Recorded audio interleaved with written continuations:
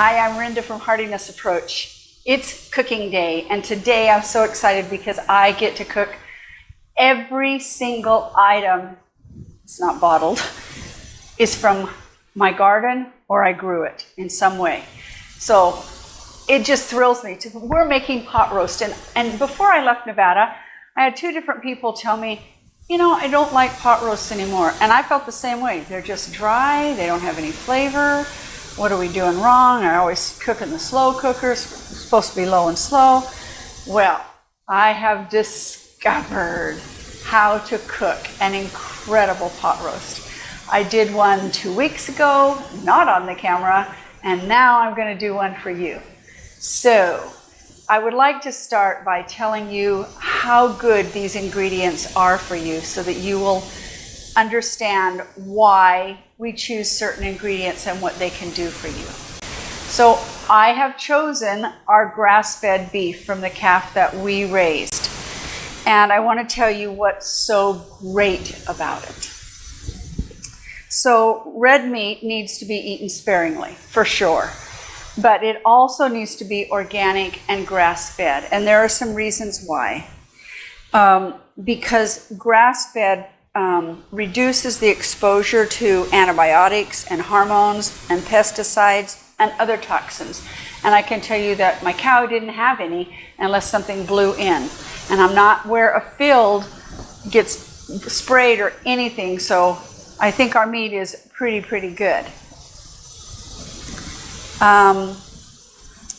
It also has higher levels of the nutrients for that are in lean beef: vitamin B12, selenium, and to a lesser extent omega-3, and it has B12, and those can help lower homocysteine, which homocysteine is one of the causes of heart disease.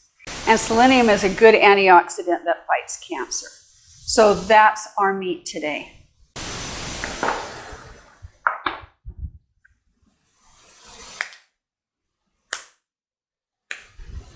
Garlic salt.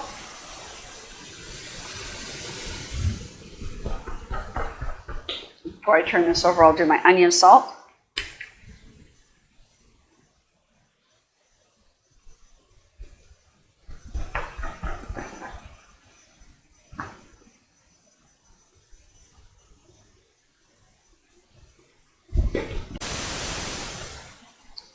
We're going to put it in a very hot pan and push it down so that all the surface is done.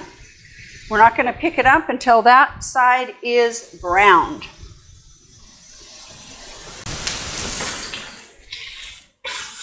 Oh, beautiful. Make sure that goes down all the way. So that was about 3 minutes on that side. We'll do about the same on this side, and then take it out and rest it over here. Garlic is an antibacterial, it's an anti-inflammatory, it's an antimicrobial, and it has cardiovascular health. As a member of the allium family of, with onions, garlic contains a number of sulfur compounds, including allicin, and that helps prevent free radical damage in the lining of the blood vessels. So for the onions, we're going to cut them up and lay them around. For the garlic, I'm going to cut it directly into and just lay it right in the center of my pan. For my onions, I'm going to chop them pretty big so that they are like a stand for my meat to sit on. Onions are antibacterial, an anti-inflammatory, and an antimicrobial, and they can help bone health. Once you realize how good onions are for you, you'll eat a lot of them. And obviously we eat a lot of them in this house because I grew so many of them. There are special ways to cut them up, and I'll show you that in another video. But studies show that onions consumption can thicken the bones by 15%. I had no idea about this.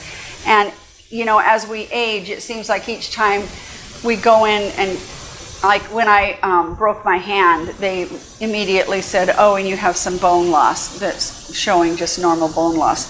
So I work really hard on doing things that are weight bearing, but I did not know about that onions were such a good part of that. I'm gonna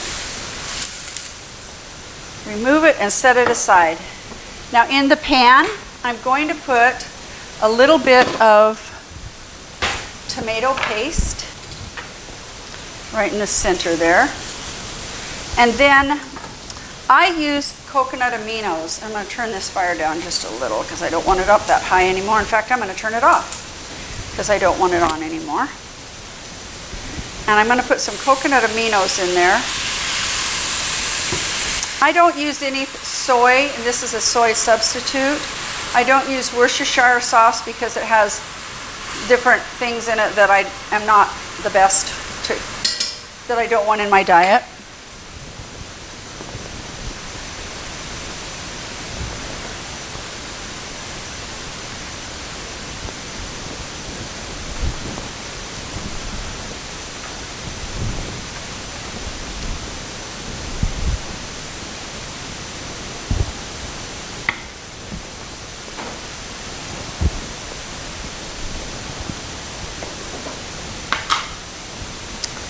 And now I'm going to cover it, I'm not going to cover it. I'm just going to put broth on it halfway up. So that's some of my miracle broth that I have. And then I'm going to put some chicken broth stock on it because I have an abundance of that. You only want it to be about halfway up. You don't want it to soak it and boil it. There you go. Oh. May as well just do that. So now that I've poured everything in there, I want to bring it to a boil. And then as soon as it comes to a boil, I put the lid on and stick it in the oven. I'm going to put it in for about an hour and 45 minutes on 350. And then I'll pull it out, add my carrots and my potatoes, and put the lid back on it and let it cook for another probably 40 minutes. And then I'll pull it out and make my gravy. Carrots. So carrots have an anti-cancer effect. And they also are very good for cardiovascular health and eye health. And we've already talked about what they can do for memory. So carrots, they contain just a kaleidoscope of vitamins and minerals. And they have, if you eat a cup of carrots, you will have exceeded by 4 times the amount of vitamin A that you need. So they are extremely good for the areas that I talked about, helping damage to cardiovascular system, and they help reduce the incidence of glaucoma in women. Apparently not in men. Sorry, men. And then potatoes. We've talked about potatoes before.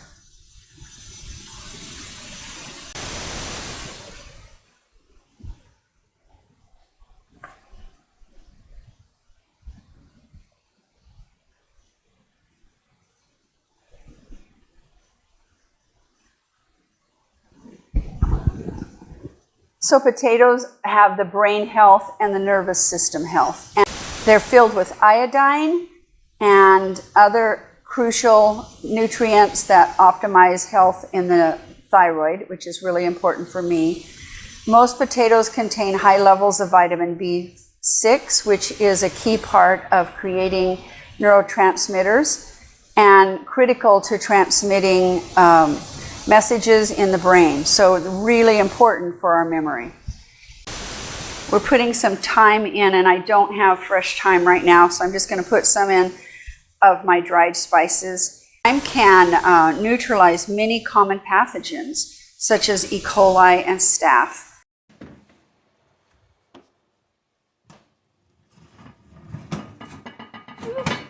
All right, I'm going to add, ooh, doesn't that look lovely?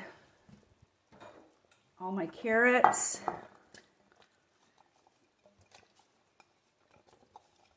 I love to cook carrots. I love raw carrots. And they have completely different properties.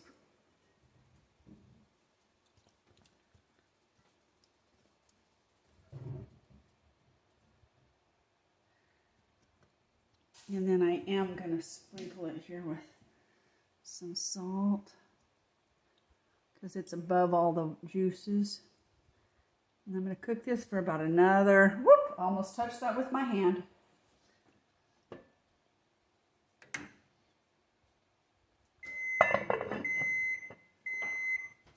It's saying my door is open.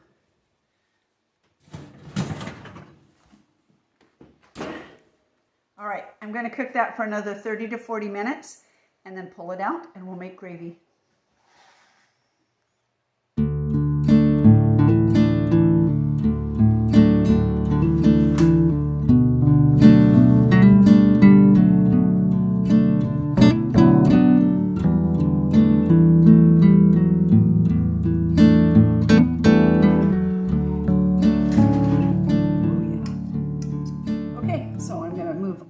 To a bowl and then put the pot roast right here because I'm actually taking this into somebody who had a baby.